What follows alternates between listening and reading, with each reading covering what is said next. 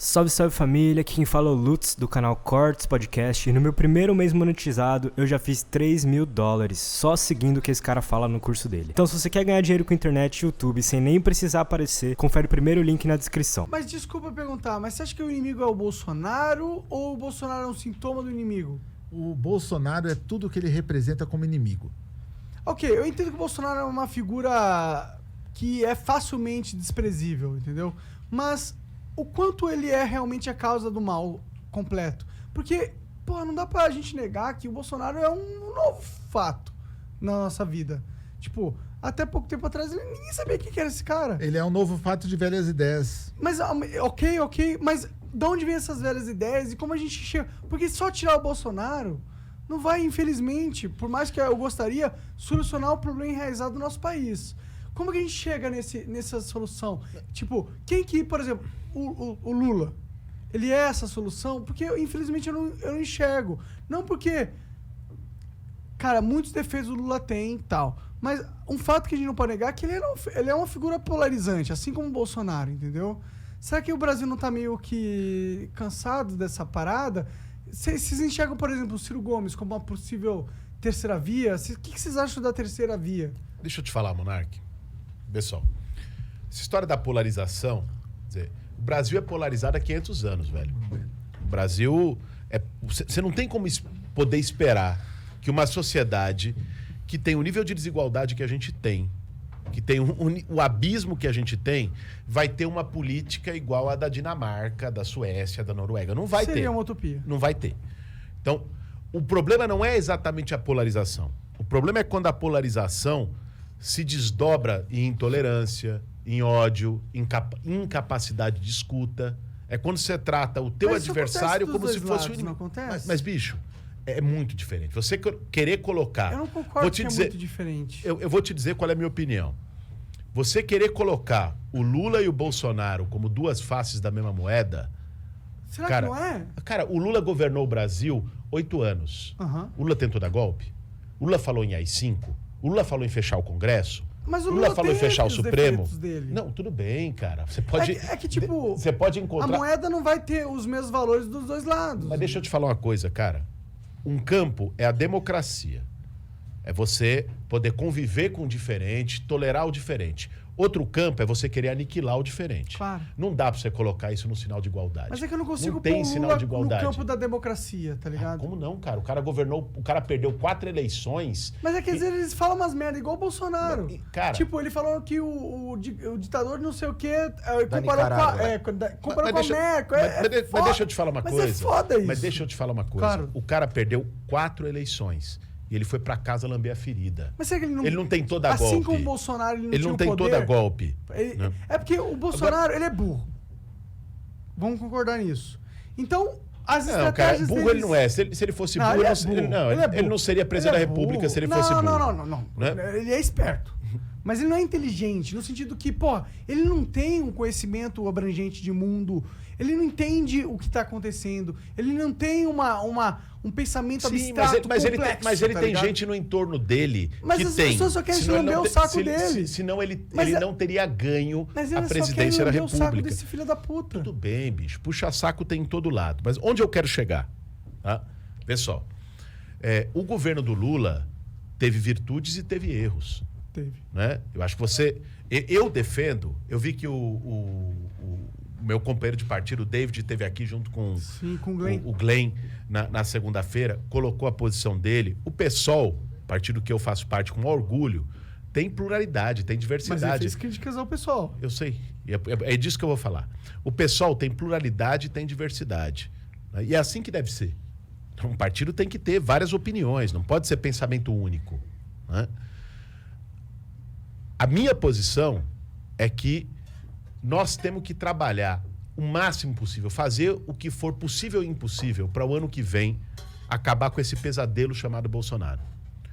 Se você olhar, você pode ter a vontade que for, terceira via, quarta via, quinta via, mas se você olhar, hoje, quem tem melhores condições de derrotar o Bolsonaro é o Lula. Qualquer pesquisa, em qualquer análise sociológica que você faça... Posso as pesquisas atualmente? Pode fazer a crítica que for. É que, tipo, as pesquisas atualmente, elas são fotografias de um cenário que não vai acontecer. Tipo, por exemplo, você mede o apoio do Lula agora, você está medindo o apoio ao Lula que não esperou as campanhas iniciarem e, por exemplo, a população não está realmente pensando em eleição agora. Entendeu? Então, você tirar uma foto do pensamento da população nesse momento, eu acredito que não realmente é fidedigno ao pensamento que ela vai ter daqui 8 anos. Pode ser. 8 meses, 1 ano. Monark, mas isso é um achismo que você pode Não ter, sei eu se é posso ser, eu posso ter, qualquer um pode ter. O que nós temos de concreto é a opinião da população, inclusive de gente que votou no Bolsonaro, se desiludiu e hoje quer mudar. Hoje, Bolsonaro é um fracasso como governo? Hoje, assino em todas as... Hoje, quem tem melhores condições de derrotar o Bolsonaro é o Lula. Eu tenho diferenças em relação ao Lula, em relação ao PT, por isso que eu sou do PSOL e não do PT. Eu acho que o Lula teve acertos no seu governo, fez políticas sociais, fez importantes políticas públicas, permitiu a entrada dos mais pobres nas universidades, Claro. né? Tirou milhões de pessoas da miséria, da fome, da linha de pobreza, isso é importante. E teve erros, teve limites. Alguns a gente já falou aqui. Não pautou uma reforma política e aí manteve a mesma lógica viciada, perversa de governabilidade com o centrão, com os mesmos partidos e tudo mais. Não legalizou a maconha, desculpa. Não pautou uma reforma tributária, que foi o debate que a gente fez aqui, para fazer com que essa distorção de que os mais pobres e a classe média pagam mais do que os bilionários de imposto fosse revertida. Deu incentivos fiscais para grandes empresas. A Dilma, 300 bilhões de reais. Tudo isso. 300 Que bilhões de todos reais. mantidos. Foram mantidos pelo Temer e foram mantidos pelo Bolsonaro. Mas assim, Claro. nós temos Porque são todos as os críticas, né, são necessárias, são importantes. Você construir uma unidade, uma aliança, não significa dizer amém para quem você está.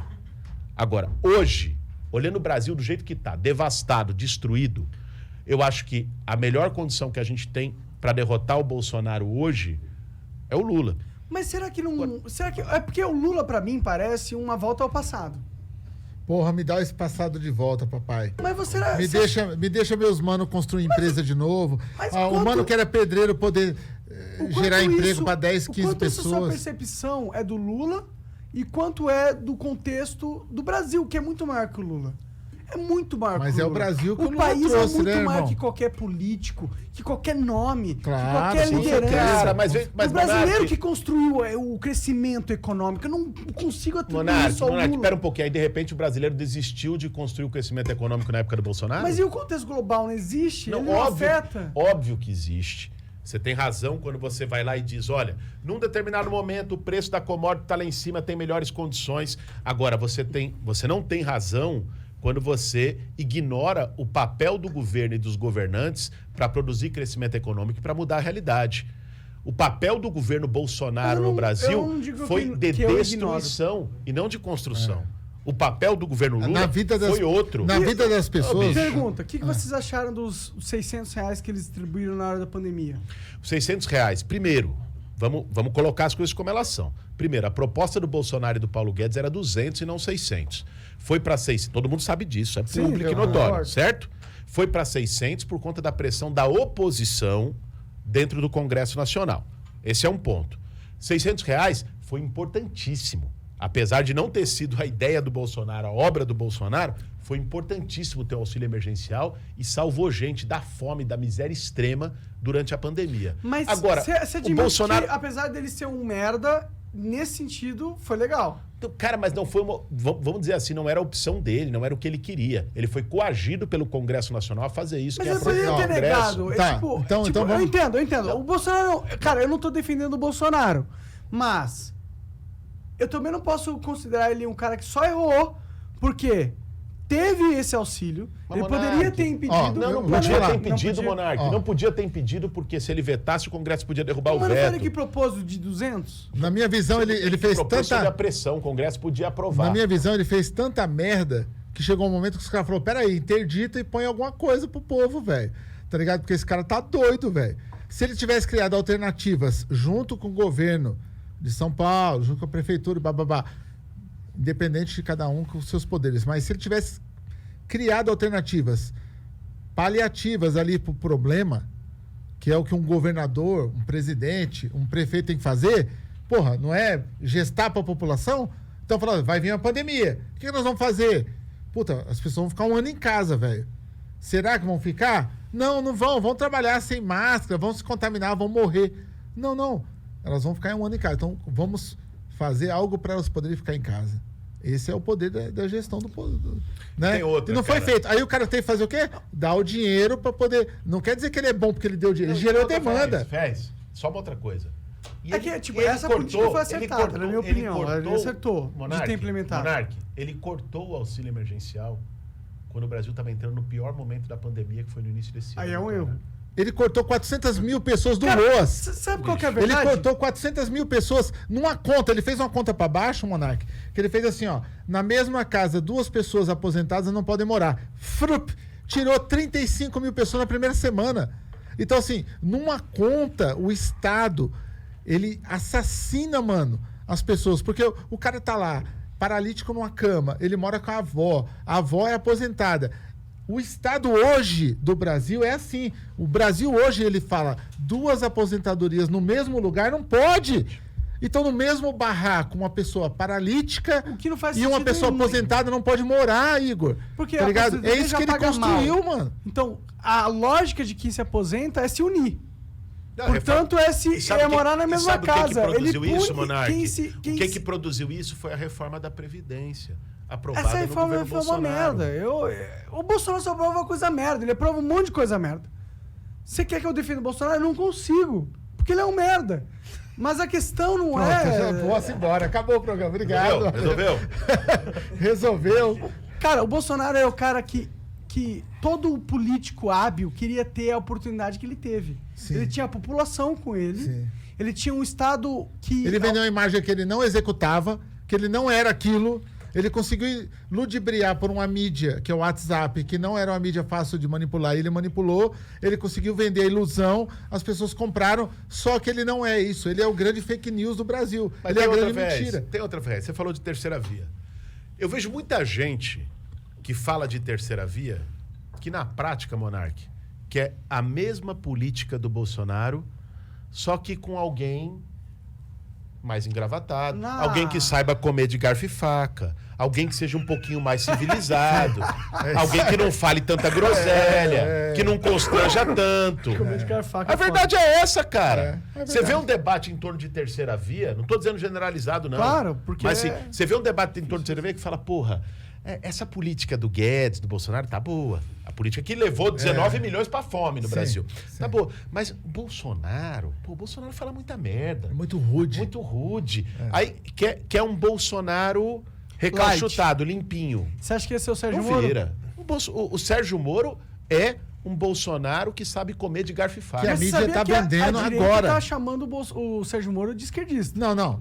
Mas bicho, o Moro... Eu vi bolsonarista... Pera um pouquinho. Eu vi bolsonarista chamando Dória de comunista. Aí eu falei, porra, aí eu me aposento.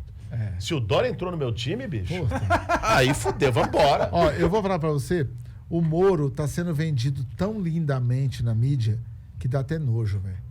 Você abre de manhã, os caras tá falando do Moro, o Moro aprendeu a falar, e o Moro é a terceira via, e o Moro... Então tá sendo vendido isso, já tá em execução esse plano, tá ligado? Pra fazer o Moro ser o grande mas vou candidato. confessar um negócio pra vocês. Eu prefiro que a eleição seja Ciro versus Moro do que Bolsonaro versus Lula. Não, Ciro, desculpa, irmão. Pode Ciro, ser você o que esquece. for, mas não vai ser. Você esquece? Você esquece Ciro Gomes. Mas, porra, se Esquece você Ciro esqueceu Gomes. o Ciro Gomes... Se você tem um pé na você realidade acaba com hoje... qualquer viabilidade fora da esquerda, fora o Lula. Sem cannabis, esquece Ciro Gomes. Se você fumar cannabis, você pode pôr. Tipo, eu não votaria no Ciro Gomes. Ele deu um tiro na cabeça dele. Mas qual é do Ciro Deixa eu Gomes? te falar uma coisa. Não, o Ciro é um cara progressista.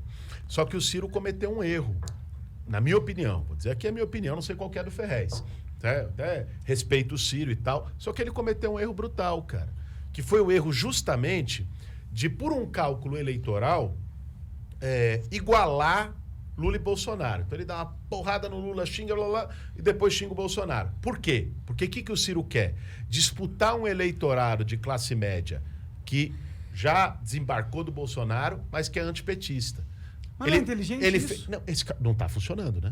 Olha as pesquisas. Eu não faço ideia. Mas enfim. Mas as pesquisas hoje não apontam a realidade. Mas o cálculo eleitoral, menos, o cálculo eleitoral do Ciro eu acho que não reflete o grande desafio que o Brasil tem hoje. Eu respeito o Ciro, tenho relação com ele e tal, mas eu acho que o grande desafio que o Brasil tem hoje, bicho, é virar a página desse pesadelo chamado Bolsonaro.